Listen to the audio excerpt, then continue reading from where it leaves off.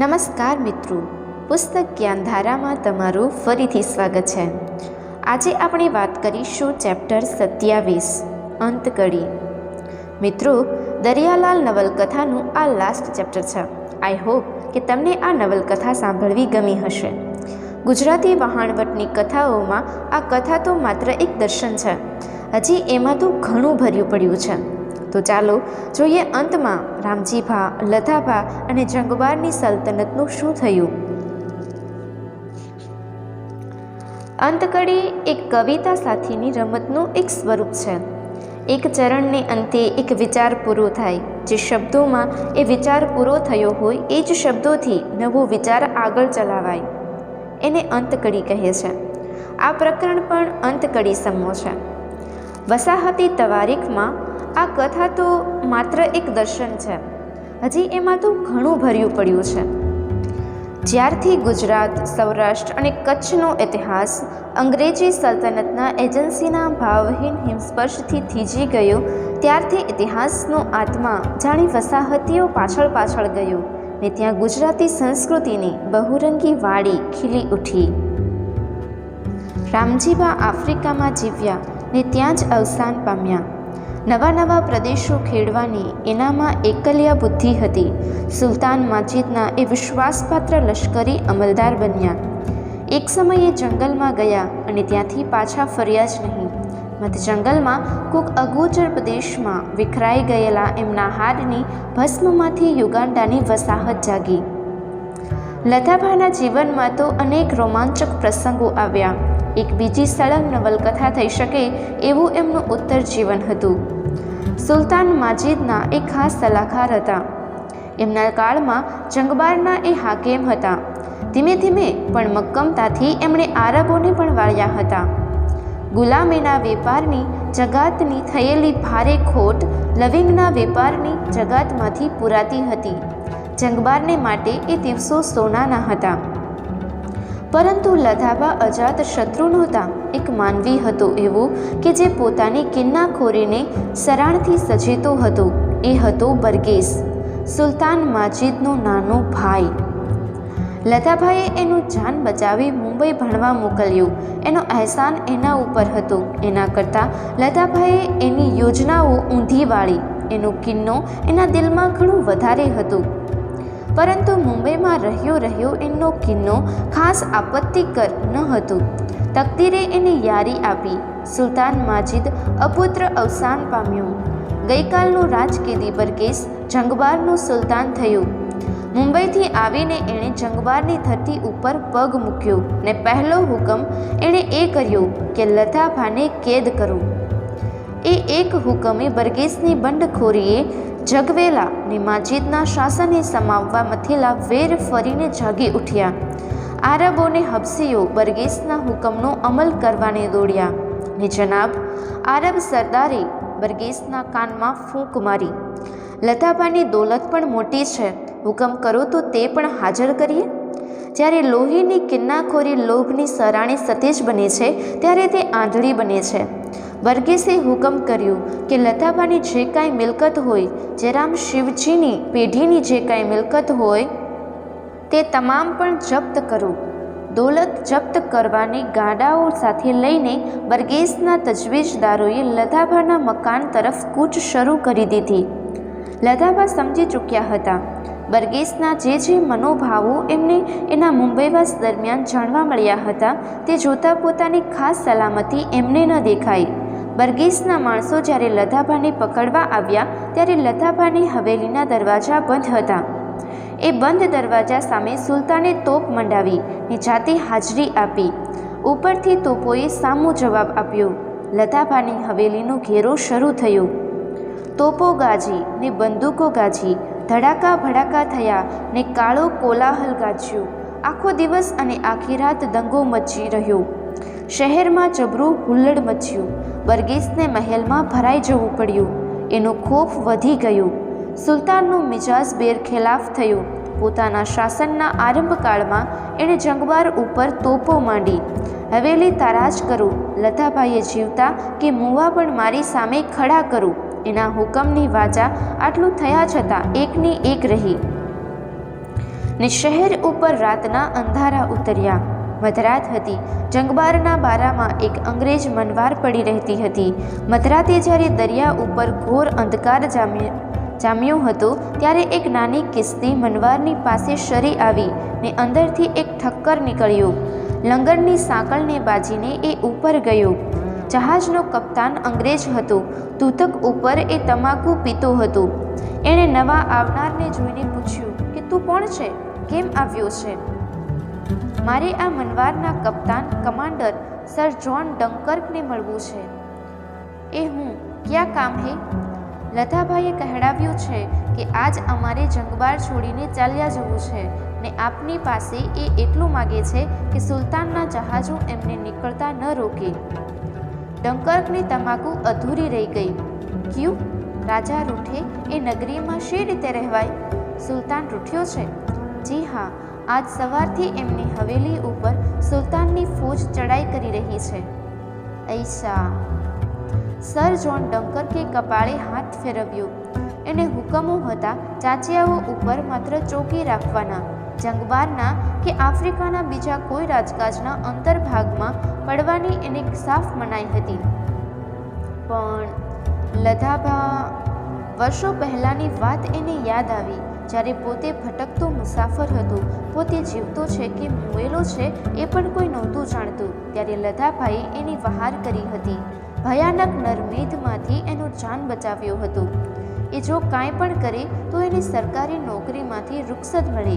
એના ઉપર લશ્કરી કામ ચાલે. ભારે પ્રયાસે એણે પોતાનું ભવિષ્ય આદર્યું હતું અને એ ભવિષ્ય હજુ પણ ઉજળું બને એવી એની ગણતરી હતી. એની નિર્ભયતા, તદબીર, વ્યવસ્થા શક્તિ વગેરે એને ઊંચે ચડાવ્યો હતો. વેપારીઓનું ધ્યાન એના ઉપર ઠર્યું હતું. આજે એ હિન્દી મહાસાગરની અંદર વહાણવટના માર્ગોની ચોકી કરતા સરકારી જહાજોનો કમાન્ડર હતો. કાલે પણ એનાથી ઘણા ઓછા કાબિલ માણસોના ખડિયામાંથી પણ નૌકાધિપતિના ફંડ નીકળી પડ્યા છે. પોતે હજી વયમાં નાનો હતો ને હવે એને મજલ થોડી જ કાપવાની હતી. પણ લતાભાની માગણી કેમ ઠેલાવાય? લતાભાઈએ આજ દિન સુધી જૂની કોઈ વાત યાદ કરી નહોતી. જ્યારે જ્યારે એ મળ્યો હશે ત્યારે ત્યારે એણે જરા સરખોએ ખ્યાલ નથી આવવા દીધો કે એણે ડંકર્ક ઉપર કાંઈ પણ ઉપકાર કર્યો છે. આવો માણસ આજ એના ઉપરની ખરી ભીડની વેળાએ જ પોતાની મદદ માગતો હતો. એ મદદ કરે તો એને રાજીનામું આપવું પડે, લશ્કરી કાયદાનો ભોગ પણ થવું પડે. ડંકર્ક ઉઠ્યો. અંદર જઈને એણે પોતાનું રાજીનામું લખી નાખ્યું. સંદેશાવાહકને કહ્યું, લતાભાને જઈને કહું કાંઈ ચિંતા ન કરે. સંદેશાવાહકની પીઠ પાછળ ડંકર્ક જરા હસ્યો. રાજીનામું તો આપવું જ પડશે. લશ્કરી અદાલત સામે પણ ખડા થવું જ પડશે. દરમિયાનગીરી તો થશે જ. માશા અલ્લાહ, પછી થોડી શું કે વધારે શું? ડંકર્કે હુકમ કર્યો ને તમામ ખલાસીઓ તૂતક ઉપર ફરજ ઉપર હાજર થઈ ગયા. પછી ડંકર્કના હુકમથી મનવાર ઉપરથી લાલ રંગના રોકેટો આકાશમાં ચડીને અંધારી રાતને સળગાવી રહ્યા. એ રોકેટોના પ્રકાશમાં ગોલંદાજે સુલતાની મહેલનું નિશાન લીધું ને બરગેસના મહેલ ઉપર તોપનો મારો ચલાવ્યો. સુલતાન હવે ચમક્યો. શહેરનું હુલ્લડ માંડ માંડ શમ્યું હતું. લતાભાની હવેલી હજી અતૂટ હતી. ત્યાં આ દરિયાઈ મનવારનો મારો ક્યાંથી? બરગેસ તરફથી અંગ્રેજ મનવાર ઉપર ગયેલો કાસંદ ડંકર્કનું કડક આખરીનામું લઈને પાછો ફર્યો. સુલતાની રાજવટમાં અંધેર છે. તોફાન દંગાઓ થાય છે. જાનમાલની સલામતી નથી. સુલતાન ઉપર અંગ્રેજ સરકારની દેખરેખ છે અને માશા અલ્લાહ, અંગ્રેજ સરકાર ઉપર દેખરેખ રાખવા પણ માગે છે. લતાભાની હવેલીની ચડાઈ સંકેલાવી જોઈએ. અગર 1 કલાકમાં જો આ માગણી સંતોષવામાં નહીં આવે તો જંગબારને તોપથી ઉડાવી નાખવામાં આવશે. આખરી નામાનો જવાબ લઈને બરગેસ પોતે જ ડંકર્કની સામે હાજર થયો અને કહ્યું, સાહેબ, લતાભા અમારો હિસાબ નથી ચૂકવતા. એમની પાસે સલ્તનતનું ગંજાવર લેણું છે. લેણદેણના હિસાબ સુલતાનના રાજમાં શું ચડાઈઓ કરીને પતાવાય છે? ડંકર્કે પૂછ્યું. જી, પણ બીજો રસ્તો શું? માણસ જવાબ ન આપે ત્યારે? ડંકર્કે લતાભાને બોલાવ્યા. લતાભાઈએ કહ્યું, સુલતાનની લેણદેણની વાત વ્યવહારની છે. ડંકર્ક અમારા ચોપડા તપાસે. જેનું લેણું નીકળે એ ચૂકવી આપે. વર્ગીસને ખાતરી હતી કે લેણું સલ્તનતનું જ નીકળવાનું. એણે તત્કાળ હા પાડી ને ચોપડા તપાસવાનું કામ હાથ ઉપર લેવામાં આવ્યું. લતાભાના ચોપડા તપાસવા માંડ્યા ને ધીમે ધીમે લતાભા જયરામ શિવજીની પેઢીનું લેણું રાજ પાસે નીકળતું ગયું. હજી તો વર્ષો અડધાઈ ન થયા ત્યાં તો લગભગ 10 લાખ રાલ પેઢીના લેણા નીકળ્યા. હવે બર્ગેસની આંખ ઉઘડી. જો આ રીતે વરસ પર વરસના હિસાબો નીકળતા આવશે તો પછી જંગબારની સલ્તનત આખીએ વેચવા કાઢવામાં આવે તોય લતાભાનું લેણું પૂરું થઈ શકે નહીં. એણે હિસાબની તપાસણી બંધ કરાવી. લતાભાઈએ હિસાબ તપાસ્યા. એ મુદત સુધીની રકમ માંગી. ડંકર્કને હવે થોડા કે વધારે માટે બરતરફ તો થવું જ હતું. એણે લતાભાની માગણીને મનવારનું પીઠબળ માપ્યું. બર્ગેસ મૂંઝાયો. મૂંઝવણમાંથી એને કોઈ માર્ગ બતાવે એમ ન હતું. આખરે હારી ગયેલો જુગારી જેમ પાના ફેંકી દે એમ એણે રમત સંકેલી લીધી. પોતે જ્યારે ગાદી ઉપર આવ્યો હતો ત્યારે પહેલાં કામોમાં એક કામ પોતાની માતાને કેદ કરવાનું કર્યું હતું અને બીજું કામ ફરીને કદીએ એનું મોઢું નહીં જોવાનું નિરાધાર જાહેર કરવાનું કર્યું હતું. રાજહટ પરહરી અભિમાનને સંકોરીને બર્ગેસ પોતાની માતા પાસે ગયો ને એના પગમાં પડીને એણે બધી વાત કરી. સુલતાના રાજકેદી તો હતી પણ બર્ગેસની માતા હતી. એણે લતાભાને પોતાની પાસે બોલાવ્યા. સુલતાનાએ લતાભાને બર્ગેસની ગઈ ગુજરી ભૂલી જવાની વિનવણી કરી. લતાભાઈએ એ પછી બર્ગેસ પાસે એવી શરત કરી કે જો બર્ગેસ પોતાની માતાને છોડી મૂકે તો લતાભા તમામ લેણું માંડવાળ કરે. બર્ગેસ અને લતાભાનો પ્રસંગ આમ પૂરો થયો. બધું કામ પતાવી ડંકર્કે પોતાની નાફરમાનીના ઇતિહાસ સાથે પોતાનું રાજીનામું મોકલી દીધું. જવાબમાં સર જ્હોન ડંકર્કનું રાજીનામું નામંજૂર કરવામાં આવ્યું. એને જંગબારનો પહેલો અંગ્રેજ રેસિડેન્ટ નીમવામાં આવ્યો. બન્યું હતું એમ કે અંગ્રેજ સરકારનો વેપાર નિષ્દિન વધતો જતો હતો. ઇંગ્લેન્ડમાં કારખાના વધતા હતા પણ દેશની મજૂરી મોંઘી પડતી હતી એટલે ગુલામ મજૂરો સામે ઇંગ્લેન્ડનો વેપાર પ્રગતિ કરી શકતો ન હતો. અંગ્રેજ સરકારે લાંબી વાટાઘાટ કરી અને અમેરિકન સ્પેન વિગ્રહ ખતમ થયા પછી જંગબારના નવા સુલતાન સાથે ગુલામી બંધીના કાયમી કરારો કરવાનું નક્કી કર્યું હતું. સુલતાન માજીદના અમલમાં ગુલામી બંધ હતી પણ બર્ગેસ પાછી ચાલુ કરે તો જંગબારમાંથી ગુલામી નાબૂદ કરવાના કરારો કરવાનું કામ હિન્દી સરકારને સુપરત થયું હતું અને હિન્દી સરકાર એ માટે લતાભા અને હિન્દી વસાહત ઉપર જ આ વિશે ભારે ભરોસો રાખતી હતી. કચ્છ કાઠિયાવાડના વતનીઓની સંખ્યા ઘણી મોટી હતી માટે હિન્દીઓને સુલતાન ઉપર દબાણ કરવાનું સમજાવી શકે એવા એક રાજસ્થાની અમલદારને હિન્દી સરકારે જંગબાર સાથેના કરારો કરવા માટે મુખ્ય એલચી નિમ્યા હતા. એ હતા કાજી શાહબુદ્દીન, કચ્છના દિવાન. આટલે સુધી આ વાત આવી હતી ત્યાં ડંકર્કનો પત્ર ને રાજીનામું પહોંચ્યા. સરકારને પરિસ્થિતિનો પૂરો વિચાર ફરીથી કરવો પડ્યો. સરકારે ડંકર્કને ઠપકો આપવાને બદલે રેસિડેન્ટ નિમ્યો અને જંગબારને અંગ્રેજ સરકારનું રક્ષાત્મક રાજ્ય જાહેર કર્યું. બર્ગેસને આ પલટાયેલી પરિસ્થિતિને મંજૂર રાખવી પડી. સમય વહી ગયો અને બર્ગેસને સલ્તનતની ધૂસરી કોઠે પડી. એને લાગ્યું કે સલ્તનતના હિતની વાત એ છે કે એણે લતાભાને મનાવવા જોઈએ. એણે લતાભાના બંધ કરેલા જગાતી ઇજારા પાછા શરૂ કર્યા. રહેમતુલ્લા હેમાણીને જંગબારનો દિવાન બનાવ્યો. એ સમય હતો આફ્રિકા ઉપર ભયાનક આપત્તિનો. યુરોપના રાજ્યોની એક પરિષદ બ્રસેલ્સમાં મળી હતી ને આફ્રિકાની તવારીખમાં જેનું નામ કદીય ન ભૂસાય એવા કાળા અક્ષરે લખાશે. એ બેલ્જિયમના રાજા લિયોપોલ્ડની સરનિશીની નીચે પરિષદે આફ્રિકાની અંદર વહેંચણી કરી લીધી. જ્યાં જ્યાં આફ્રિકાના મૂળ રાજ્યો હતા ત્યાં France, Spain, German, Italy, Portugal, Belgium, તુર્કીના સૈન્યો ચલાવવા માંડ્યા. આ બધી ખટપટના કાળમાં લતાભા બર્ગેસને એટલા બધા તો ઉપયોગી થઈ પડ્યા કે બર્ગેસની અને લતાભાની મૈત્રી જામી. જૂની અદાવતો વિસરાઈ ગઈ. નવી ઉપયોગિતા મહામૂલની થઈ પડી.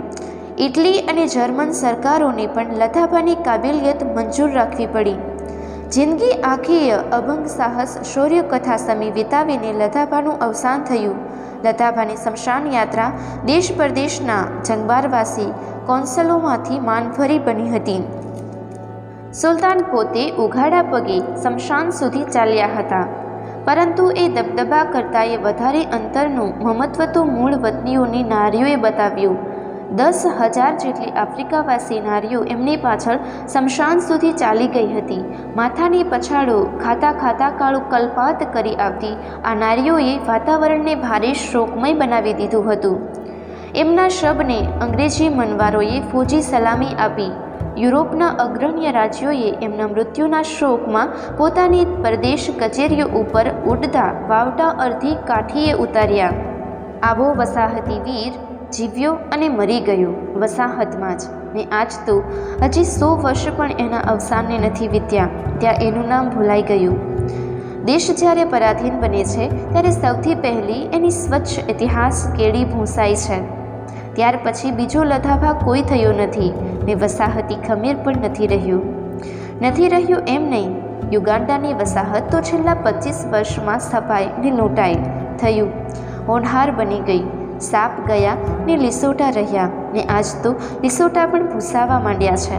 એ લીસોટા કોઈ પ્રતાપી ભુજંગના હતા કે ખાવધરાવ અજગરના હતા, એ આજે ભૂલાઈ ગયું છે. એને ભૂલવા દો. જીવતાઓની જૂઠ્ઠી આશા જગાવવી એ પાપ છે, મરેલાઓની જૂઠ્ઠી આશાઓ જગાવવી એ મહાપાપ છે. કર્તવ્ય પૂરું કરીને જીવન જંગ લડી ખેલી લઈને આખરે મહા આરામમાં સૂતેલા લધાભાઓ, રહેમતુલ્લાઓ, રામજીભાવો અને પરાગાઓને જગાવવા શા માટે? જેમના ઇતિહાસ નથી જીરવાતા એના ભૂત કેમ જીરવાશે? એ ભૂલાઈ ગયા, ભલે ભૂલાયા. સિંહણના દૂધ કાંઈ ઘેટા બકરાથી થોડા જીરવાશે? હિન્દી વસાહતના ઇતિહાસમાં લધાભા તો એક જ થયા, પણ એના પહેલાંનો એ ઇતિહાસ લધાભા નહીં હોવાને કારણે કાંઈ ઓછો તેજસ્વી નથી.